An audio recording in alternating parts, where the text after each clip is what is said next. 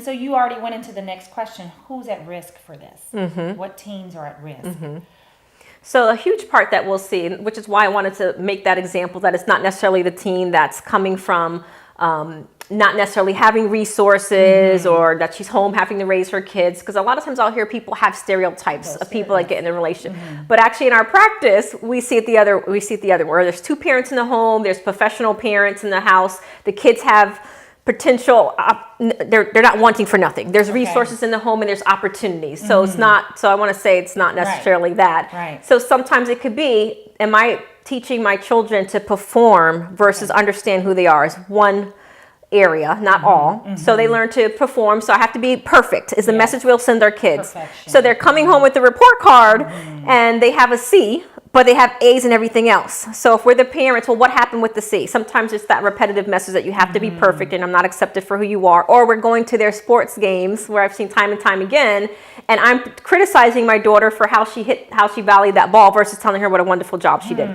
So sometimes the emotional neglect is the word I'm going to use, can really seep in, and we don't know what's seeping in because as parents, the parents really think they're doing a good job. You're doing it out of love. I want her to have a better life than me. I want her to have opportunities, but we don't realize we're tearing down the self. So that's what we could be doing. So then she meets the guy, and let's say potentially it's the puppy love, and he really likes her for her. He likes her for who she is. He accepts her for who she doesn't have to change, so she thinks, right? Doesn't have to change, and then that becomes the world, and it becomes more of an addictive type love. So we look at teens in these addictive relationships.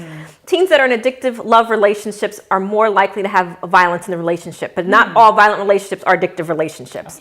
But that susceptibility is, you know what, I always feel like I have to be perfect, I have to perform here, so now I'm with Bob and he really likes me for who I am. That's one area. And then the other area is that there's a lack of identity. So we look at, again, going back to the parents, we have to be good enough parents. Our children learn who they are by the reflection of our eyes. So are we the parents that we ourselves were emotionally neglected? So we don't know how to love. We cannot love if we have not been loved. And it's just, and it's hard for us as parents to understand that, which is why we have to learn. Yes, we do. It's never to blame, you know, who wants to blame us as parents. We don't want to blame our parents, but it's to say, how did I develop and how do I show love, which is why they have books written, 5 love languages for teens. They have all these types of resources. So we're looking at someone who has to be high performance, and the other part is the low self-esteem, doesn't understand who she is, and then we'll have the codependent type relationship. She defines who she is by her partner's affirmation and validation and all of that type of thing, and that becomes the addiction. It's like taking the breadcrumbs. If we don't necessarily are not getting it somewhere else, then he's coming and I fell in love with him and he's all that I want, and now you're hooked in that codependent. It's what we also call trauma bond. So you can get bonded over them in this unhealthy codependent type relationship because we don't know what healthy relationships are. We don't know what honesty, and I'm just using those as hallmarks, honesty and respect really looks like.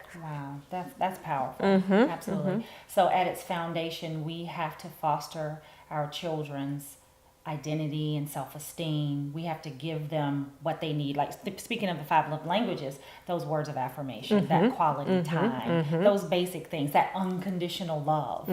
Those are some of those principles, if I can remember. It's been a long time since I read that. But definitely we have to give them that, because if you don't, somebody else will, and it can become dysfunctional. So it's especially sometimes with a young person. It is, and sometimes it's easier to help children get built up. Like my son is 5, so every morning he says affirmations. So when we're driving to school, I'm strong, I'm brave, and I'm smart. And I'm like, say it louder, right? So because I want him to take on that voice. So imagine people that didn't have that, that didn't have someone that spoke into them, that now because parents, society, our friends, their voice becomes our voice. Especially when we are developing in our teenage years, which is our years we're developing our identity. Yeah.